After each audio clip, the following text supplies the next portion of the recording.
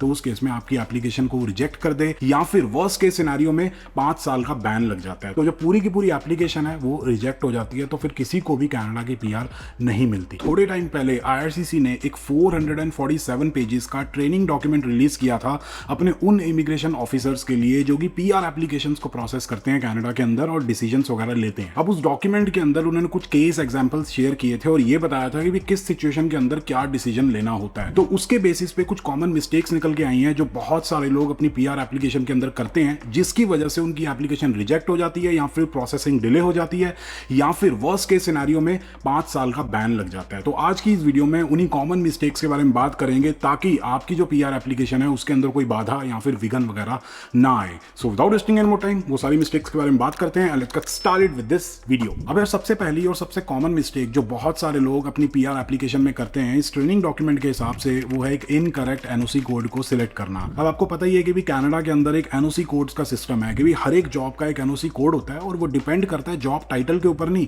आपके roles and responsibilities के ऊपर, जॉब ड्यूटीज के ऊपर, एजुकेशन क्या है और एक्सपीरियंस क्या है उसके ऊपर। अब काफी सारे लोग क्या करते हैं अपने जॉब टाइटल के हिसाब से एनओसी कोड सिलेक्ट कर लेते हैं, लेकिन उनकी जो रोल्स एंड रिस्पॉन्सिबिलिटीज होते हैं, उनकी जो जॉब ड्यूटीज होती है रेफरेंस लेटर के ऊपर जो लिखी होती हैं वो अलग होती हैं, वो एक अलग एनओसी कोड को दर्शा रही होती हैं, जिसकी वजह से उनकी जो एप्लीकेशन है वो रिजेक्ट हो जाती है, या फिर प्रोसेसिंग डिले हो जाती है, या फिर मिस रिप्रेजेंटेशन का भी केस लग जाता है, जो कि वर्स्ट केस सिनेरियो हो सकता है। फॉर एग्जांपल आप कहीं पे जॉब करते हो और आपका जो जॉब टाइटल है वो है कस्टमर सर्विस मैनेजर, जिसका नॉक कोड होता है 60040, जो कि टीयर कैटेगरी 0 के अंदर फॉल करता है, जो कि एक्सप्रेस एंट्री के अंदर एलिजिबल है। तो आपको लगता है कि भी बड़ी आसानी से पीआर हो जाएगी, 1-2 साल काम कर लेता हूं, मेरे पॉइंट्स वगैरह बन जाएंगे, सिस्टम सेट हो जाएगा।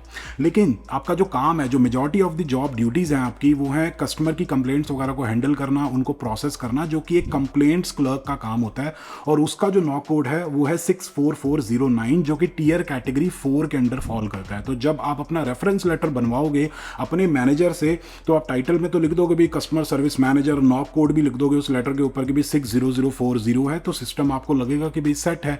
लेकिन आपकी जो रोल्स एंड रिस्पॉन्सिबिलिटीज हैं जो कि आपका मैनेजर लिखेगा वो एक कंप्लेंट्स क्लर्क की होंगी, जो कि मैच करेंगी नॉक कोड 64409 के साथ। तो उस केस में अगर आप अपनी एक्सप्रेस एंट्री प्रोफाइल बनाते हो तो वो एक ऑनलाइन सिस्टम है, तो हो सकता है वो बनाने भी ना दे प्रोफाइल आपको और आपको इनएलिजिबल डिक्लेयर कर दे। या फिर अगर आप कोई पेपर एप्लीकेशन डालते हो या फिर अपनी पीएनपी की एप्लीकेशन डालते हो, तो हो सकता है जब आप ऑफिसर वगैरह चेक करेगा तो उस केस में आपकी एप्लीकेशन को रिजेक्ट कर दे, या फिर आपसे फर्दर जस्टिफिकेशन वगैरह मांगे, या फिर फर्दर रिव्यू के लिए भेज दे, या फिर कुछ भी हो सकता है। तो सिंपली आपको अपने जॉब टाइटल के हिसाब से नॉक कोड सिलेक्ट नहीं करना है, आपको अपनी job duties, roles and responsibilities के हिसाब से अपना नॉक कोड सिलेक्ट करना है। तो रिसर्च करो प्रॉपर तरीके से, या फिर किसी आरसीआईसी से आप डिस्कशन कर सकते हो, वो आपको अच्छे से एक्सप्लेन कर देगा। अब अगली कॉमन मिस्टेक जो बहुत सारे लोग अपनी पीआर एप्लीकेशन के प्रोसेस में करते हैं वो है not declaring changes in personal circumstances या फिर पर्सनल सिचुएशन।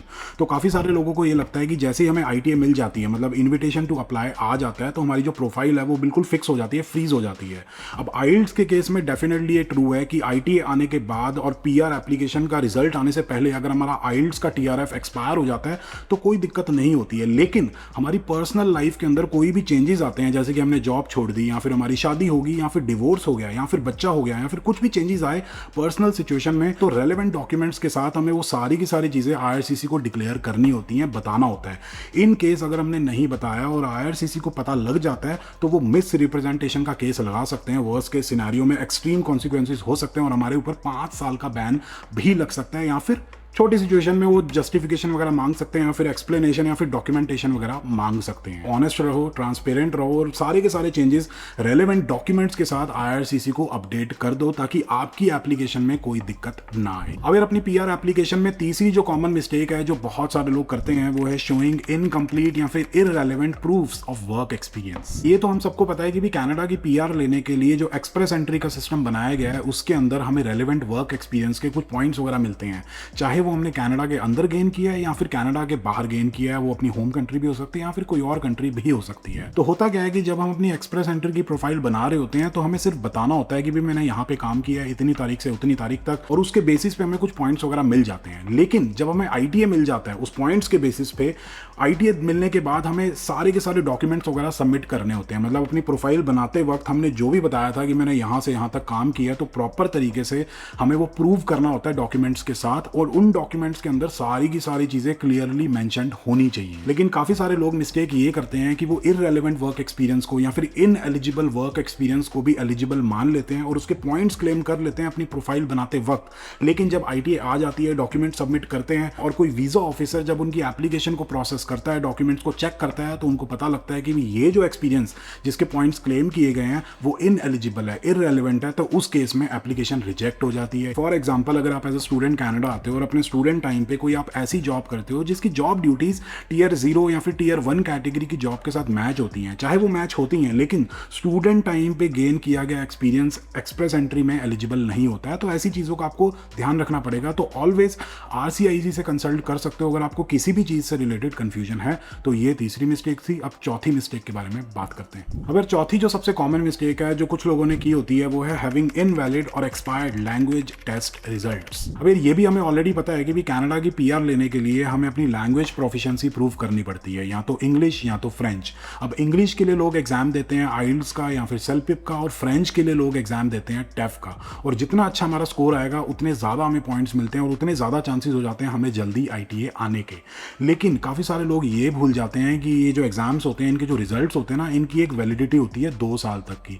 2 साल के बाद इनके जो रिजल्ट्स होते हैं वो एक्सपायर हो जाते हैं और डॉक्यूमेंट्स सबमिट करने तक हमारे जो रिजल्ट्स हैं वो वैलिड होने चाहिए। फॉर एग्जाम्पल, आपने अपनी एक्सप्रेस एंट्री की प्रोफाइल बनाई 10 जनवरी 2025 को और आपका जो आइल्स का रिजल्ट है वो 10 फरवरी 2025 तक वैलिड था, और आपको जो आईटी है ना वो आई 1 मार्च 2025 को। तो आईटी आने से पहले आपका आइल्स का जो रिजल्ट है वो एक्सपायर हो गया। तो जब आप अपने आईटी आने के बाद डॉक्यूमेंट्स सबमिट करते हो ना, तब तक एटलीस्ट आपका आइल्स का रिजल्ट वैलिड होना चाहिए, एक्सपायर्ड नहीं होना चाहिए। अब अगली जो कॉमन मिस्टेक है वो है misunderstanding the eligibility criteria for a particular immigration programme. अब ये तो आपको पता ही है कि भी कनाडा की पीआर लेने के लिए भिन्न भिन्न प्रकार के इमिग्रेशन प्रोग्राम्स हैं। एक तो सबसे पॉपुलर है एक्सप्रेस एंट्री का सिस्टम हो गया अपना, कि भी प्रोफाइल बनाओ, पॉइंट्स वगैरह मिलेंगे, कट ऑफ क्लियर हो जाता है तो हमें आईटीए मिलेगा, आईटीए के बाद डॉक्यूमेंट्स वगैरह सबमिट करेंगे, प्रोसेसिंग होगी, पीआर मिल जाएगी और हम बन जाएंगे पक्के कनाडा वाले। अब एक्सप्रेस एंट्री सिस्टम के अलावा भी अलग अलग टाइप के प्रोग्राम्स होते हैं, जैसे कि आरसीआईपी हो गया, जिसके ऊपर अभी रिसेंटली मैंने वीडियो बनाई थी। बहुत ही ईजी सिस्टम है पीआर लेने का, वो चेक नहीं की तो लिंक मैं डिस्क्रिप्शन में डाल दूंगा, आप जाके चेकआउट कर सकते हो। उसके अलावा भी अटलांटिक इमिग्रेशन प्रोग्राम हो गया और ऐसे बहुत सारे प्रोग्राम्स होते हैं। अब सबके अपने अपने ना स्पेसिफिक रिक्वायरमेंट्स होती हैं, एलिजिबिलिटी क्राइटेरिया होता है, एक प्रोसेस होता है। अब काफ़ी सारे लोग ना एलिजिबिलिटी क्राइटेरिया को या फिर रिक्वायरमेंट्स को ना ढंग से समझते नहीं है और अपनी प्रोफाइल बना लेते हैं या फिर एप्लीकेशन सबमिट कर देते हैं 3 महीने बाद, 4 महीने बाद या फिर 6 महीनों के बाद, जो भी प्रोसेसिंग टाइम है उसके बाद जब उनका रिजल्ट आता है कि भाई पीआर जो है वो रिजेक्ट हो गई है, तो टाइम भी खराब होता है, पैसा भी खराब होता है। तो हमेशा जब भी हम अपनी पीआर एप्लीकेशन डाल रहे हैं, जिस भी प्रोग्राम के अंडर डाल रहे हैं ना, तो रिक्वायरमेंट्स को, एलिजिबिलिटी को ढंग से समझना चाहिए कि भी कैसा वर्क एक्सपीरियंस रिक्वायर्ड है, कौन सी जॉब कैटेगरीज एलिजिबल हैं, ये सारी चीज़ें प्रॉपर तरीके से समझनी चाहिए। अब ये भी चीज़ हमें ऑलरेडी पता है कि भी कनाडा की पीआर लेने के लिए मेडिकल और पुलिस क्लियरेंसेज भी बहुत ज़्यादा ज़रूरी होती हैं। मतलब हमें अपना पुलिस क्लियरेंस सर्टिफिकेट लेना होता है, मेडिकल वगैरह करवाना होता है, और वो सारी चीज़ें ठीक होनी चाहिए। अब काफ़ी बार ऐसा भी होता है कि भी हमारी सारी चीज़ें ठीक है, हमारा जो पुलिस क्लियरेंस सर्टिफिकेट है उसमें कोई दिक्कत नहीं है, मेडिकल के अंदर कोई दिक्कत नहीं है, लेकिन हम एज अ फैमिली अपनी पीआर अप्लाई कर रहे हैं और किसी फैमिली मेंबर के साथ कोई प्रॉब्लम है मेडिकल में या फिर पुलिस क्लियरेंस में, वो इनएडमिसिबल है कनाडा के अंदर, तो जो पूरी की पूरी एप्लीकेशन है वो रिजेक्ट हो जाती है, तो फिर किसी को भी कनाडा की पीआर नहीं मिलती। फॉर एग्जांपल, एक सोनिया नाम की लड़की का रियल लाइफ केस है। तो बेसिकली सोनिया ने अपने हस्बैंड के साथ मिलके अपनी कनाडा की पीआर अप्लाई की थी। मतलब उन्होंने एज अ कपल अपनी एक्सप्रेस एंट्री प्रोफाइल बनाई, उनको आईटीए आया, उन्होंने अपने सारे डॉक्यूमेंट्स वगैरह सबमिट किए, फिर उनको मेडिकल की रिक्वेस्ट आई। फिर जब हस्बैंड ने अपना मेडिकल सबमिट किया तो पता लगा उसको कोई किडनी की प्रॉब्लम है, जिसकी वजह से उनके जो हस्बैंड है वो इनएडमिसिबल हैं कनाडा के अंदर, जिसकी वजह से दोनों की जो पीआर एप्लीकेशन थी वो रिजेक्ट हो गई। तो इन चीज़ों का भी ध्यान रखना होता है। तो इसका सोल्यूशन यही है कि यार अपने मेडिकल चेकअप्स और पुलिस क्लियरेंस अच्छे से करवाओ। अगर कोई प्रॉब्लम आती है मेडिकल के अंदर या फिर पुलिस क्लियरेंस सर्टिफिकेट के अंदर, तो उस केस में किसी प्रोफेशनल के साथ, मतलब एक आरसीआईसी के साथ कंसल्ट करो, क्योंकि बहुत सारे केसेस में ह्यूमैनिटेरियन ग्राउंड्स पे एक्सेप्शन मिल जाती है और पीआर अप्रूव हो जाती है, प्रोवाइडेड कि मेडिकल में कोई इश्यू था या फिर पुलिस क्लियरेंस में कोई प्रॉब्लम थी। तो हमेशा कोई भी दिक्कत हो तो गो टू एन आरसीआईसी, वो भी बढ़िया वाला। अब सितंबर 2018 में मैं एज अ स्टूडेंट कनाडा आया था और उसके अप्रॉक्सीमेटली 3 सालों के बाद, मतलब नवंबर 2021 में मैंने सीईसी कैटेगरी के अंडर, मतलब एक्सप्रेस एंट्री सिस्टम के थ्रू अपनी कनाडा की पीआर अप्लाई की थी। फिर जनवरी 2022 में मेरी पीआर अप्रूव हो गई थी, वो लेटर वगैरह आ गया था, सीओपीआर वगैरह आ गई थी। और फिर मार्च 2022 में मेरे को अपना पीआर कार्ड मिला था, वो देखने को मिला था, जिसके लिए हम वेट करते हैं। लेकिन अगर आप ये जानना चाहते हो कि भाई मेरी कनाडा की पीआर कैसे हुई थी, क्या प्रोसेस था, क्या गलतियां वगैरह मैंने की थी, एक बहुत बड़ी गलती की थी